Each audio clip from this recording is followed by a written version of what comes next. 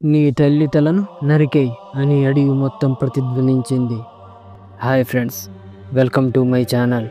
ఈరోజు మనం ఒక వ్యక్తి గురించి మాట్లాడుకోబోతున్నాం. కథ కాదు, ఇది చరిత్ర. ఆయన చేతులు శత్రువుల రక్తంతో తడిశాయి. తండ్రి ఆదేశించినప్పుడు 4 కుమారులు వెనక్కి తగ్గారు. కానీ ఆఖరి కొడుకు అతను ధర్మానికి ప్రాధాన్యత ఇచ్చి భావోద్వేగాలను పక్కన పెట్టి తండ్రి మాట పూర్తయ్యేలోపు ఒక్క వేటుతో తల్లి తలను వేరు చేశాడు. భూమిని 21 సార్లు తిరిగి ఒక వంశాన్ని నాశనం చేసిన అతని గురించి ఇప్పుడు మనం తెలుసుకోబోతున్నాం. ఇది ధర్మం గురించి చెప్పే గాథ. ఈ వీడియో చివరి వరకు చూడండి. నచ్చితే లైక్ చేయండి, మా ఛానల్ను సబ్స్క్రైబ్ చేసుకోండి. పరశురాముడు శ్రీ మహావిష్ణువు యొక్క అవతారం.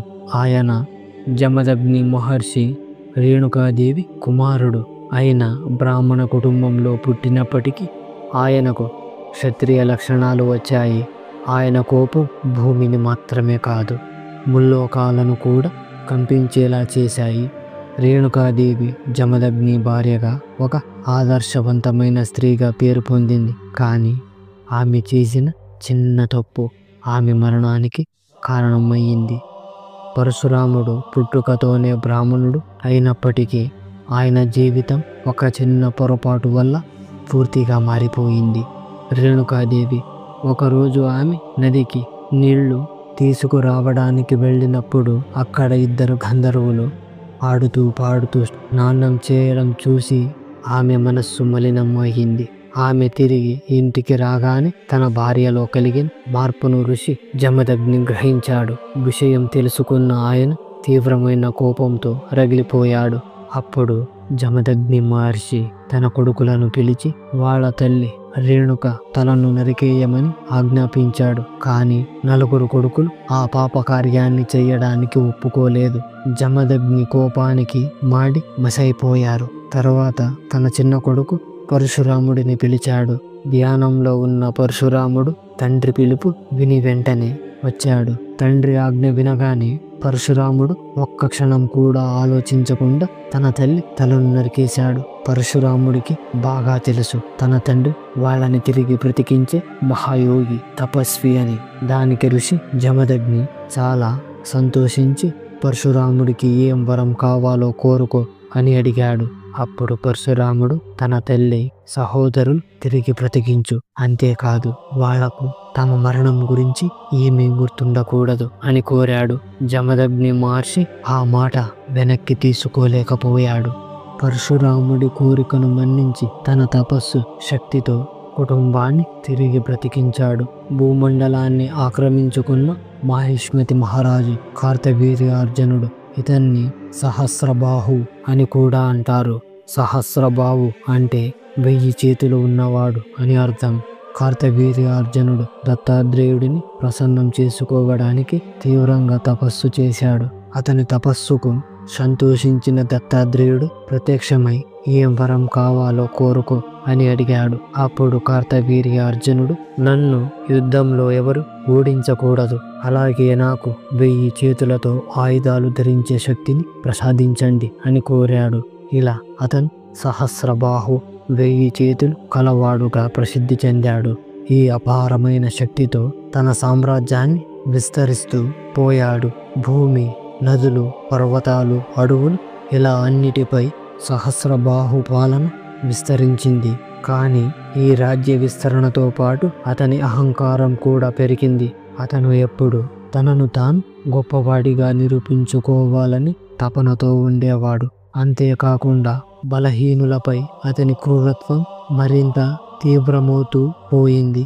ఒకరోజు అడవిలో ప్రయాణిస్తున్న సహస్రబాహు ఋషి జమదగ్ని ఆశ్రమానికి చేరుకున్నాడు. అక్కడ అతడు కామధేనువును చూశాడు. అది ఎవరి కోరికలైనా తీర్చగల పవిత్రమైన ఆవు. లోభంతో కళ్ళు మూసుకుపోయిన సహస్రబాహు కామధేవును బలవంతంగా తనతో తీసుకుపోయాడు. ఈ వార్త పరశురాముడికి తెలియగానే అతడి తీవ్రమైన కోపంతో సహస్రబాహును యుద్ధానికి సవాలు చేశాడు. అహంకారంతో నిండిన సహస్రబాహు పరశురాముడిని కేవలం ఒక సాధారణ మానవుడిగా తక్కువ అంచనా అంచనా వేశాడు. కానీ త్వరలోనే తన తప్పును తెలుసుకుంటాడు. తాను తన మరణాన్ని ఆహ్వానించాడని తెలుసుకోలేకపోయాడు. పరశురాముడు గాలిలో ఒక్క బాణాన్ని వదిలాడు. అది వేల బాణాలుగా విడిపోయి సహస్రబాహు సైన్యం మీద బాణాల వర్షంలా కురిపించింది. పరశురాముడి ముందు ఎవరూ నిలబడలేకపోయారు. చూస్తుండగానే సహస్రబాహు సైన్యం పూర్తిగా నాశనమైపోయింది.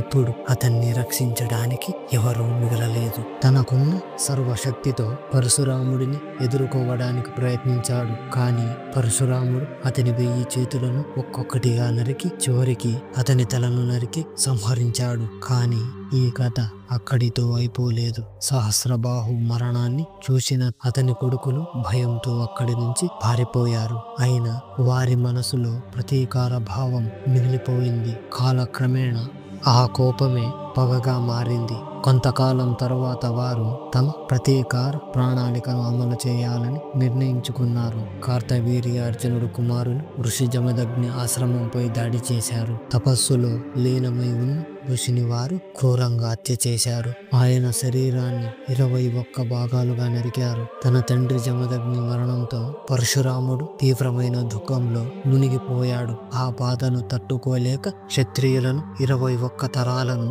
నిర్మూలిస్తానని ఆయన ప్రతిజ్ఞ చేశాడు. ఆ ప్రతిజ్ఞ ఫలితంగా ఆయన కార్తవీర్యార్జునుడు వంశానికి చెందిన 100 కుమారులను సంహరించాడు. అతని ఆగ్రహానికి గురై సహస్రబాహు వంశం నాశనమైపోయింది.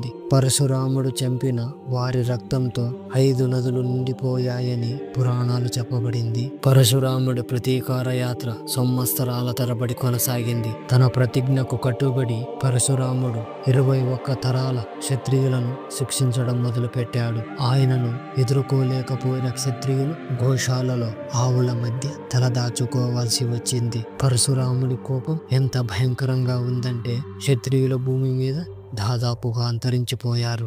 భాగవత పురాణం ప్రకారం పాపకృత్యాల్లో లీనమైపోయిన క్షత్రియులు చేతిలో బాధపడుతున్న ప్రజలు మరియు బ్రాహ్మణులు విష్ణువును ప్రార్థించారు. వారి ప్రార్థనకు స్పందిస్తూ భగవంతుడు వారికి ఈ విధంగా భరోసా ఇచ్చాడు: నేను త్వరలోనే భూమిపై అవతరిస్తాను, పాపాన్ని నిర్మూలిస్తాను, ధర్మాన్ని పునఃస్థాపిస్తాను. చాలా సందర్భాల్లో ఒక చిన్న పొరపాటు కూడా చరిత్రను మార్చేస్తుంది. అలాంటి చిన్న మార్పే పరశురాముడి జన్మానికి కారణమయ్యింది. మహర్షి రుచిక భార్య సత్యవతి. ఆమె తల్లిదండ్రులకు ఏకైక కుమార్తె. వివాహం తర్వాత సత్యవతి తన తల్లిదండ్రుల వంశం నిలవాలని కోరింది. అందుచేత ఆమె తన భర్త మహర్షి రుచికను అడిగింది: నా తల్లిదండ్రులకు ఒక ధైర్యవంతుడైన కుమారుడు కావాలి. అతను వారి రాజధర్మాన్ని కొనసాగించాలి. రుచిక మహర్షి దయతో వారి కోరికను నెరవేర్చాలని నిర్ణయించుకున్నాడు. విష్ణు పురాణం ప్రకారం రుచిక మహర్షి ఇద్దరికి, తన భార్యకు ఆమె తల్లికి ప్రత్యేకమైన గుణాలతో కూడిన ప్రసాదాన్ని సిద్ధం చేశాడు. ఆ ప్రసాదం తీసుకున్న వెంటనే వారికి కుమారులు జన్మిస్తారు. కానీ 2 ప్రసాదాల్లో ప్రత్యేకమైన తత్వం ఉంది. వేరువేరు గుణాలు ఉన్నాయి. రుచిక మహర్షి సత్యవతికి ఒక బ్రాహ్మణుడు కుమారుడు జన్మించాలని, ఆమె తల్లికి ఒక క్షత్రియుడు జన్మించాలని 2 ప్రసాదాలను సిద్ధం చేశాడు. అయితే అనుకోకుండా ఆ ప్రసాదాలు మారిపోయాయి. సత్యవతి తన తల్లికి ఇవ్వాల్సిన ప్రసాదాన్ని తానే తినేసింది. ఆమె తల్లి కూడా సత్యవతికి ఇచ్చిన ప్రసాదాన్ని స్వీకరించింది. ఈ విషయం తెలుసుకున్న మహర్షి రుచిక చాలా కోపంతో ఇలా అన్నాడు: ఇప్పుడు నీ తల్లికి బ్రాహ్మణ లక్షణాలు గల కుమారుడిని జన్మిస్తుంది, నీకు మాత్రం క్షత్రియ లక్షణాలు కలిగిన కుమారుడు జన్మిస్తాడు. సత్యవతి తన పొరపాటును తెలుసుకుని భర్తను వేడుకుంది: నేను తెలియక చేసిన తప్పు, నా కుమారుడు బ్రాహ్మణుడుగానే ఉండాలి అని భర్తను ఆమె చాలా ప్రాధేయపడింది. అప్పుడు తన శాపాన్ని పూర్తిగా మార్చలేకపోయాడు. కానీ ఆమెకు ఒక వరం ఇచ్చాడు: నీ కుమారుడికి బదులుగా నీ మనవుడు క్షత్రియ లక్షణాలతో జన్మిస్తాడు. తరువాత సత్యవతి పుత్రుడిగా మహర్షి జమదగ్ని జన్మించాడు. జమదగ్ని రేణుకాదేవిని వివాహం చేసుకున్నాడు. వారికి 5 కుమారులు జన్మించారు. వారిలో చిన్నవాడైన రాముడు భవిష్యత్తులో పరశురాముడిగా ప్రసిద్ధి పొందిన యోధుడు. పరశురాముడి గురువు మహాదేవుడు. శివుడే పరశురాముడికి పరశు అనే దివ్య అస్త్రం గొడ్డలని బహుకరించాడు. శివుడు అనుగ్రహంతో పరశురాముడు అస్త్రశస్త్రాలతో అపారమైన నైపుణ్యాన్ని సాధించాడు. అంతేకాకుండా శివుడు అతనికి అమరత్వాన్ని కూడా ప్రసాదించాడు. అందుకే ఇప్పటికీ జీవించి ఉన్న చిరంజీవులో ఒకడిగా పరిగణించబడతాడు.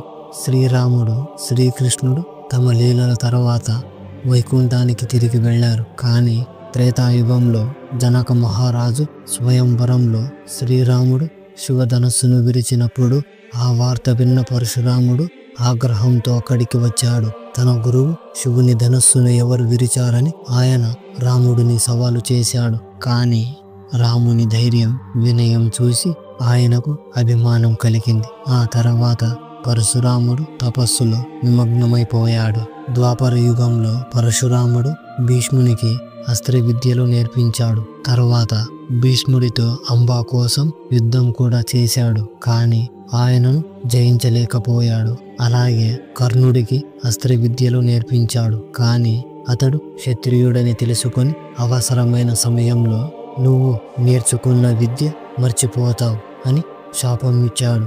ఈ విధంగా పరశురాముడు త్రేతాయుగం నుంచి ద్వాపర యుగం వరకు ధర్మ పరిరక్షణలో పాల్గొన్నాడు. పురాణాల ప్రకారం ఆయన ఇంకా మహేంద్రగిరి పర్వతంలో తపస్సు చేస్తూ ఉన్నాడు. అతడు ఇప్పటికీ తన తదుపరి శిష్యుడిని కల్కి అవతారాన్ని కలుసుకునే పర్వదినాన్ని ఆశగా ఎదురు చూస్తూ ఉన్నాడు. పురాణాల ప్రకారం కల్కి భూమిపై అవతరించినప్పుడు ఆయుధ విద్యలో ఆయనకు గురువుగా మారేది పరశురాముడే. ఇలా ఒక్క యుగానికే పరిమితుడయ్యే ధార్మికుడు కాదు, యుగాల మార్గదర్శి, ధర్మ పరిరక్షకుడు మరియు చిరంజీవిగా సజీవంగా ఉన్న విష్ణువు అవతారం. ఈ వీడియో మీకు నచ్చిందని ఆశిస్తున్నాను. అందరూ చెప్పండి జై శ్రీకృష్ణ.